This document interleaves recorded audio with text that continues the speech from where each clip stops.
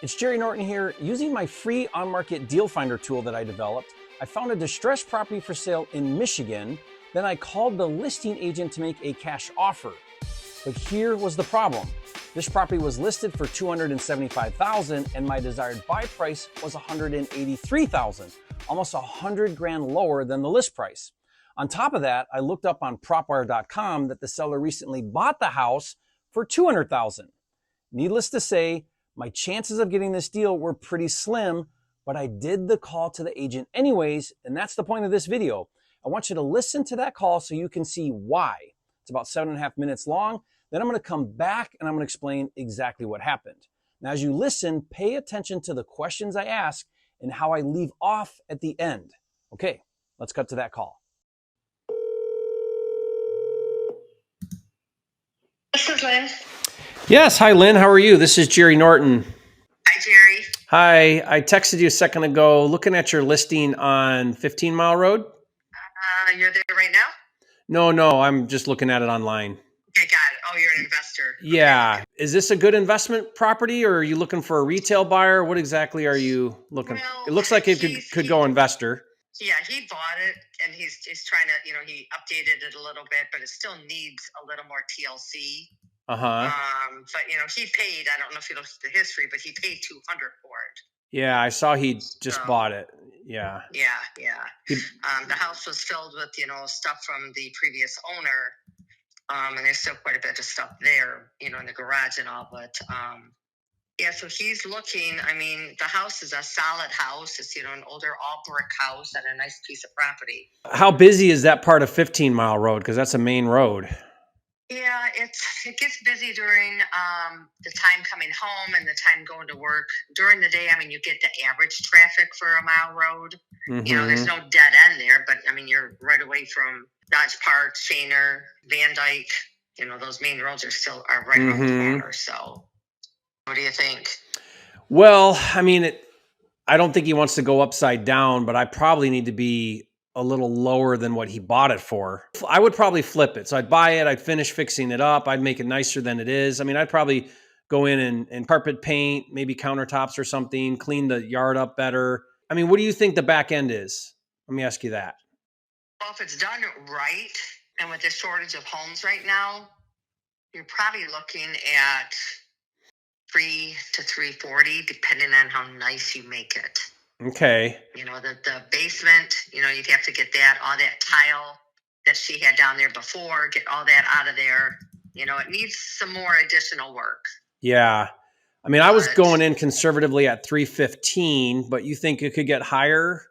If it's done right. How much would I need to spend to get 340? There's a dining room on the other side of the wall for the kitchen. If you open that all up and then it opens up into the living room, do more of an open concept. I'd have to run a header through there? Yes. Yeah, okay. So now you're doing a real rehab, not a surface rehab. A real rehab, yes. Yeah. Okay. I don't know that you'd make it up for it in what you would spend necessarily. Yeah. That's the problem. Yeah. So, how that's a good idea. I do. So I've been doing Detroit, Michigan, Oakland, and Macomb County for 20 years. Okay. So a long time. Yeah. Who do you normally use as your realtor? I don't work with a buyer's agent when I buy. I just go direct to listing agent. So by the way, I'm unrepresented. Mm-hmm. I'd let you represent me on the offer if you're able to do that. Yeah, I can. But again, I'd be working for the seller. No, I know, but you know that. So yeah, I'm just saying the buyer's side's up for grabs. So I'd give it to you and you could do what you want. I would recommend take it because I don't know about you, but I like money. Yep, I do too. And then I pick and choose on the back end who to list with. But I typically do a discount on the list. Oh, yeah. If you're open to work with investors like that. I don't think I have ever charged a full 3%. Really? In all my years. No. Okay. Even years ago, we would have to drive around, go flip through a book. Everything's on the computer now. You do DocuSign. It's like... You know what I do actually, Lynn, is I'll often do like a discount on the listing and then I'll overpay the buyer's agent. Because the buyer's agent has the buyer, right? Right. I love the new changes they've made. What I'm doing now is when I sign a listing agreement, I'll do that discount like you just said, but then on the buyer side, I'll say leave blank for negotiation. And then when an agent wants to show it or they call to ask about the commission, I'll say if we get a close or full price offer, we'll pay 3.5% or we'll pay 4%, or you know what I mean? Like I build it into the deal. Which feels to me like how it should be done. I agree. Because let's say they bring in like a low offer, then my next question is, well, what am I paying in commissions? What am I netting to even consider this? And is everybody open to that conversation? So now it always gets negotiated. It should get negotiated anyways, I think. But well, Lynn, do you run into very much distressed real estate, like discounted stuff? Well, I have it set up that I receive everything from like Detroit all the way up to like Romeo for automatic for this client, you know, and I don't know if he even looks at them. On the buy side to buy. On the buy side, yeah. Correct. Okay. Yep. So I do get them every now and then, but you know, you're probably online more often than I am. Well, I don't have I guess what I mean by that is I don't have a problem finding them listed stuff. Right. I can find listed stuff. I mean, like if you sit down on a listing appointment and it's an investor special, you know, if you call me, I usually don't get those because mine are more, you know, first time home buyers moving out that they fixed up homes. You know, I don't normally get a lot of investor properties. I had one 4 years ago, and that's how I met one of my clients. And he's given me a ton of business since then because I gave him suggestions as to what, take this 2-bedroom house, change it into a 4-bedroom, do this, and that. And he did very well on the property, you know, but that was for an estate sale that somebody had called me. And, you know, but if I ever do, I'll log you in here. And if you want to text me your email, and I'm sorry, what was your name again? Jerry Norton. Jerry Norton. Okay, Jerry. I will put it in here as investor. And if Perfect. I come across something, I can text you and let you know, hey, I got something coming up.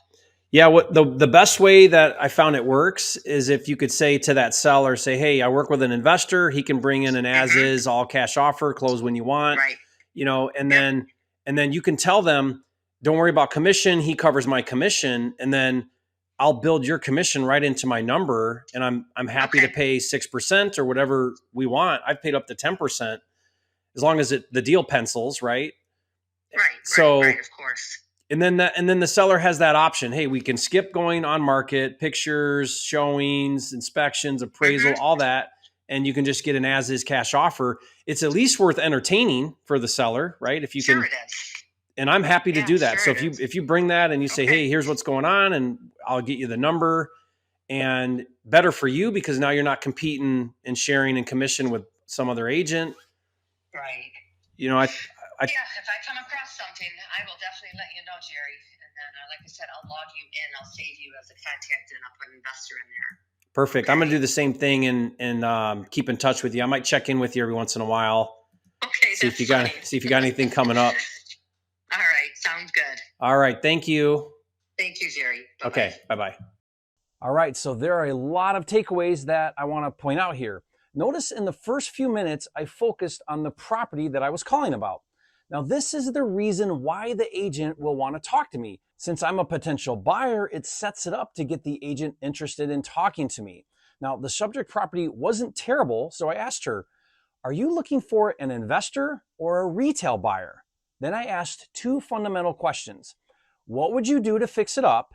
And what do you think it will sell for after it's fixed up? These are great questions, not just to help you understand more and formulate your offer, but it builds trust because you're showing that you value the agent's opinion. Now, did you notice how I made my offer without making my offer?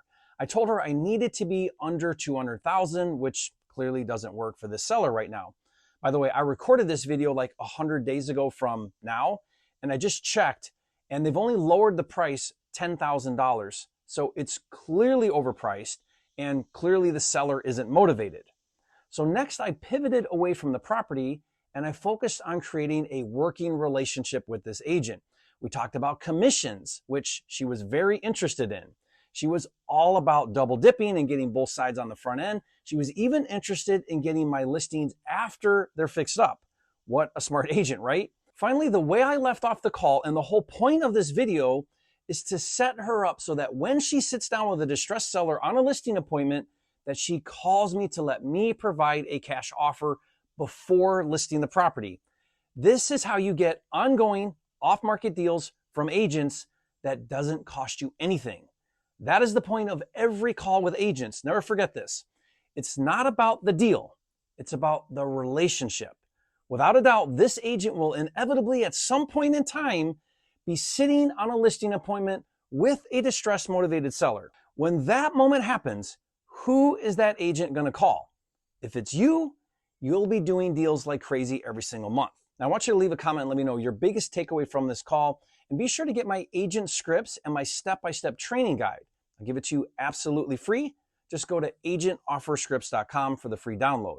I'll ask in return as you leave a comment and say, thanks, Jerry, you're a flipping genius. Now, to show you just how powerful this technique is with agents, I want you to watch a video with my student, Hugh Boyd, who does $1 million a year in wholesale revenue just from agent referrals.